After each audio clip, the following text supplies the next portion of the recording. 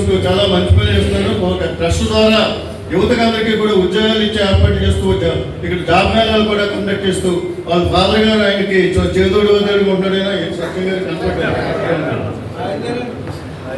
ఆయన మొన్న first time ఇక్కడ మీటింగ్ పెట్టినప్పుడు first time meeting Harish first time ఇక్కడ మీటింగ్ వచ్చినాడు. ఎవరో అన్నారు మంత్రి గారు రాష్ట్రానికి మంత్రి అండి, మాకు ఎమ్మెల్యే ఈయనండి సత్యం గారు అని చెప్పి చెప్పారు.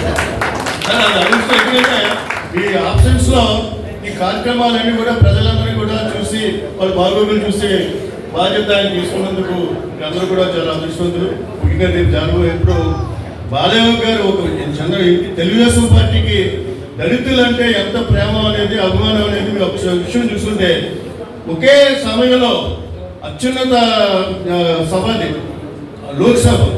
లోక్సభకి స్పీకర్గా బాలయ్య గారిని సెలెక్ట్ చేయడం, అదేవిధంగా ఇక్కడ అసెంబ్లీకి స్పీకర్గా ప్రతిభా భారతి గారిని సెలెక్ట్ చేయడం. ఆవిడ దళిత కింద ఆయన దళితుడే కాబట్టి అటువంటి గొప్ప రికగ్నిషన్ చంద్రబాబు నాయుడు తెలుగుదేశం టైంలో ఇచ్చింది. ఇప్పుడు న్యూస్ వాళ్ళ వ్యూస్ వస్తాయి, అంతేగా న్యూస్ కాదు.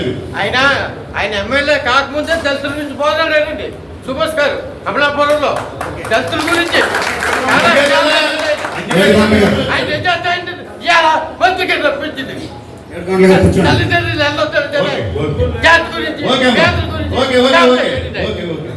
ఈ ఆవేశం అందరినీ కలసలో చూపించారు. సుభాష్ గారు కూడా బాధ్యతలు తీసుకొని చెప్పేసి కోటిపల్లి ముఖ్యాసులు బ్రిడ్జిని కూడా ఇక హయాంలో, ఎందుకంటే బాలయ్య గారి తర్వాత చాలా మంది వచ్చారు, చాలా మంది ఎంపీలు వచ్చారు, చాలా చెప్తూ ఉన్నారు కానీ అది జరగలేదు. బాలయ్య గారి తనయుడిగా గురుపుత్రుడిగా హరీష్ని నేను రిక్వెస్ట్ చేస్తున్నాను, అడ్వైజ్ చేస్తున్నాను. అది ఆ కార్యక్రమం పూర్తి చేసుకుంటే ఏదైనా నాయకత్వం ఉన్నప్పుడు అది మన నాయకత్వంగా ఉన్నప్పుడు అది అధికారం అనేది అది మనందరికీ కూడా మనం ఎంత మెజార్టీ తెచ్చామనేది మనందరికంటే కూడా ఆయన మైలేజ్ పెరుగుతుంది.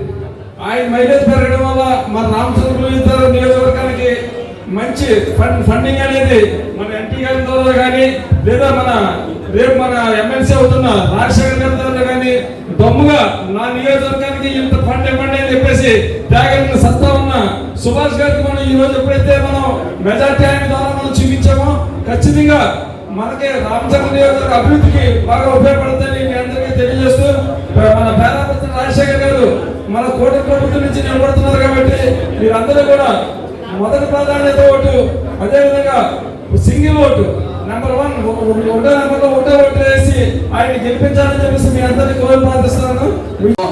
ఈసారి 93% పోలైన ఓట్లలో మనం పేరాపత్రి రాజశేఖర్ గారికి ఓట్లు మనం సాధించి తీరాలని చెప్పి మనస్ఫూర్తిగా కోరుకున్నాం. అలాగే కార్యకర్తలు అందరూ కూడా ఒక్కొక్క ఓటుని సుమారు ఈ రోజుకి 5-6 సార్లు కలిసారు. ఇంకా మన బాధ్యత అవ్వలేదు, మనం ఓటింగ్ చేయించుకోవాలి. దగ్గరగా ఉండి ఏదైతే దూర ప్రదేశాల్లో ఉన్నారో మన ఫ్రెండ్స్ కానీ ఆల్రెడీ లిస్ట్ ఇచ్చారు, వాళ్ళందరినీ తీసుకురావాల్సిన బాధ్యత మన మీద ఉంది. అలాగే ఇందాక రమభూషణ్ గారు 2014-19లో ఎస్సీ కార్పొరేషన్ లోన్ల గురించి కానీ కట్టి విధానం గురించి కానీ చెప్పడం జరిగింది. హరీష్ గారు కానీ నేను కానీ ప్రత్యేక శ్రద్ధ తీసుకుని దాని మీద మాట్లాడటం జరుగుతుంది. దానికి ఒక పరిష్కారం కూడా కనుగొనడం జరుగుతుందని చెప్పి మాటిస్తూ మరొకసారి ఈ యొక్క రాజశేఖర్ గారికి 1వ నెంబర్లో ఉన్నాను కాబట్టి అక్కడ 1 అనే నెంబర్ మాత్రం వేయండి. ఎందుకంటే గతంలో 10,000 ఇన్వాలిడ్ ఓట్లు వచ్చాయి ఈ ఎమ్మెల్సీ ఎలక్షన్స్. ఈసారి ఆ 10,000 కాదు, మనం ప్రతి ఓటు ఇంపార్టెంటే. ఎందుకంటే ఈ రాష్ట్రం 9 నెలల్లో ఎంత అభివృద్ధి చెందింది, దానికి అందరం కూడా ఆనందంగా ఉన్నామని తెలియజేసే గొప్ప అవకాశం మనకు వచ్చింది. కాబట్టి మరొకసారి మీ అందరినీ కూడా ప్రాధాన్యపడి అడుగుతా ఉన్నాం. మీతో పాటు మీకు తెలిసిన ప్రతి ఒక్క చేత ఒక్కొక్కరు 10 మంది 5 మంది కూడా రాజశేఖర్ గారికి ఓటు వేయించాలని చెప్పి మనస్ఫూర్తిగా కోరుకుంటూ ఆయన అఖండ విజయాన్ని చేకూర్చాలని చెప్పి మనస్ఫూర్తిగా కోరుకుంటూ అందరికీ నమస్కారం.